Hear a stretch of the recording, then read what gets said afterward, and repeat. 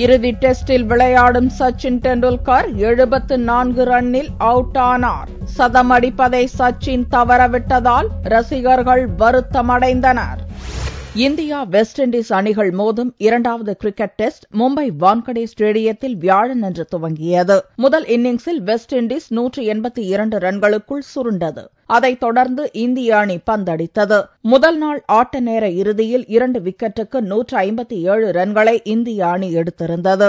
200வது மற்றும் இறுதி டெஸ்டில் ஆடும் சச்சின் ஆட்டமிழக்காமல் 38 ரன்கள் எடுத்திருந்தார். வெள்ளியன்று துவங்கிய இரண்டாம் நாள் ஆட்டத்தில் சித்தேஸ்வர் புஜாராவுடன் சச்சின் இணைந்து ஆடத் துவங்கினார். வழக்கமான பாணியில் ரன்களை எடுத்த சச்சின் அணியின் ஸ்கோர் 221ஆக இருந்தபோது எதிர்பாராத விதமாக ஆட்டமிழந்தார். சுழற்பந்து வீச்சாளர் நர்சிங் டியோனரைன் வீசிய பந்து சற்றே எழுந்து வந்தபோது அதை கட் செய்ய முயன்ற சச்சின் முதல் ஸ்லிப்பில் டேரன் ஷம்மியிடம் கேட்ச் கொடுத்தார். சதம் அடித்து விடுவார் என்ற நம்பிக்கையில் இருந்த பல்லாயிரக்கணக்கான ரசிகர்கள் 74 ரன்னில் சச்சின் ஆட்டமிழந்ததும் அதிர்ச்சியடைந்தனர். சச்சின் பெவிலியன் திரும்புவதை பார்த்த ரசிகர்கள் எழுந்து நின்று மரியாதை செலுத்த பதிலுக்கு பேட்டை உயர்த்தி காட்டி ரசிகர்களுக்கு சச்சின் நன்றி தெரிவித்தார். சச்சின் தாய் ரஜினி, மனைவி அஞ்சலி மற்றும் குழந்தைகள், காங்கிரஸ் துணைத் தலைவர் ராகுல், மத்திய அமைச்சர் ராஜீவ் சுக்லா, நடிகர்கள் அமீர்கான், ஹிருத்திக் ரோஷன் உள்ளிட்ட அரசியல், சினிமா, விளையாட்டுத்துறை என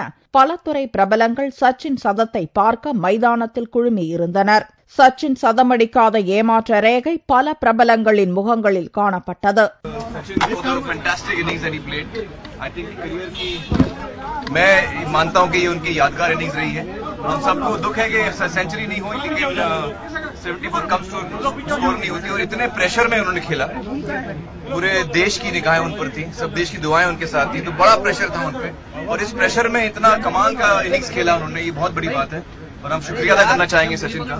தொடர்ந்து ஆடிய இந்திய அணி 495 ரன்களில் ஆல் அவுட் ஆனது. புஜாரா மற்றும் ரோஹித் சர்மா ஆகியோர் சதமடித்தனர். முதல் இன்னிங்ஸில் 313 ரன்களை இந்தியா கூடுதலாக எடுத்த நிலையில் இரண்டாவது இன்னிங்ஸை தொடங்கிய வெஸ்ட் இண்டீஸ் அணி 43 ரன்களுக்குள் 3 விக்கெட்டுகளை இழந்தது. கொல்கத்தா டெஸ்டை போல மும்பை டெஸ்டும் 3வது நாளிலேயே முடிந்துவிடும் சூழலில் உள்ளது. முதல் டெஸ்டை போலவே இன்னிங்ஸ் தோல்வியை வெஸ்ட் இண்டீஸ் சந்தித்தால் 74 ரன்கள் அடித்ததுதான் சச்சினின் இறுதி இன்னிங்ஸாக இருக்கும்.